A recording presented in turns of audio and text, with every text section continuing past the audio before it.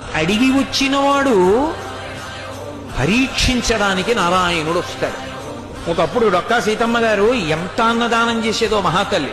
ఓ బ్రాహ్మణుడు వచ్చాడు, కూర్చోబెట్టి అన్నం పెడుతోంది. ఆయన అన్నాడు, నాకు పెళ్ళవలేదు, ఇన్నాళ్లకు పెళ్లి కూతురు ఒప్పుకుంది చేసుకుంటానని, కానీ బంగారు ఆభరణం ఏదైనా పెట్టమంది, ఏదైనా ఆభరణం ఇస్తే అన్నం తింటా, లేకపోతే తిన్నన్నాడు.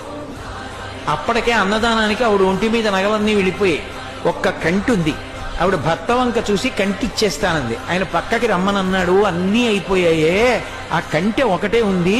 ధూర్త బ్రాహ్మణుడు అన్నం పెడితే బంగారం అడుగుతున్నాడు, ఇవ్వకు, తినకపోతే పోతాడన్నాడు. తప్పు.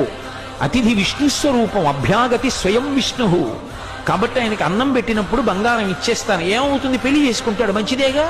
కంటె ఒంటి మీద ఉంటే ఏమవుతుంది, శాశ్వతమా? పుణ్యం శాశ్వతం, ఇస్తానంది, నీ ఇష్టం ఈ. కంటె తీసి ఇచ్చింది. ఆ కంటి తీసుకెళ్లి అరిటాక్ కింద పెట్టి ఆయన అన్నం తినేశాడు సంతోషంగా. ఉత్తరాపోసనం పట్టాడు, చేయగడుక్కోవడానికి బయటికి వెళ్ళాడు. ఊరంతా కలిపి ఎంత ఉంటుంది ఆ గన్నవరం. కాబట్టి ఆ బంగారు కంటె కనపడింది ఆకెత్తుతుంటే సీతమ్మ గారికి.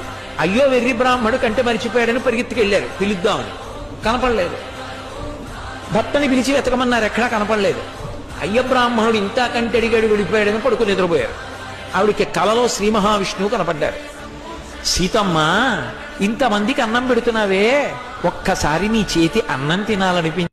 అడిగి వచ్చినవాడు పరీక్షించడానికి నారాయణుడు వస్తాడు. ఒకప్పుడు డొక్కా సీతమ్మ గారు ఎంత అన్నదానం చేసేదో మహాతల్లి.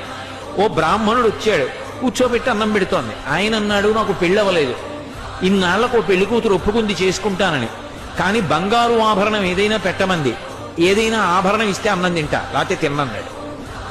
అప్పటికే అన్నదానానికి ఆవిడ ఒంటి మీద నగలన్నీ వెళ్ళిపోయి ఒక్క కంటి ఉంది. ఆవిడ భర్త వంక చూసి కంటి ఇచ్చేస్తానంది. ఆయన పక్కకి రమ్మనన్నాడు, అన్నీ అయిపోయాయే, ఆ కంటె ఒకటే ఉంది. ధూర్త బ్రాహ్మణుడు అన్నం పెడితే బంగారం అడుగుతున్నాడు, ఇవ్వకు, తినకపోతే పోతాడన్నాడు. తప్పు. అతిథి విష్ణుస్వరూపం, అభ్యాగతి స్వయం విష్ణు. కాబట్టి ఆయనకి అన్నం పెట్టినప్పుడు బంగారం ఇచ్చేస్తాను. ఏమవుతుంది, పెళ్లి చేసుకుంటాడు, మంచిదేగా. కంటె ఒంటి మీద ఉంటే ఏమవుతుంది, శాశ్వతమా? పుణ్యం శాశ్వతం, ఇస్తానంది, నీ ఇష్టం ఈ. కంటె తీసి ఇచ్చింది. ఆ కంటె తీసుకెళ్లి అరిటాక్ కింద పెట్టి ఆయన అన్నం తినేశాడు సంతోషంగా. ఉత్తరాపోసనం పట్టాడు, చేయగడుక్కోవడానికి బయటికి వెళ్ళాడు. ఊరంతా కలిపి ఎంత ఉంటుంది ఆ గన్నవరం.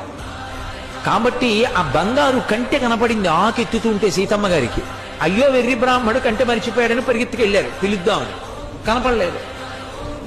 భర్తని పిలిచి వెతకమన్నారు, ఎక్కడా కనపడలేదు. అయ్య బ్రాహ్మణుడు ఇంత కంటె అడిగాడు, వెళ్ళిపోయాడని పడుకుని నిద్రపోయారు.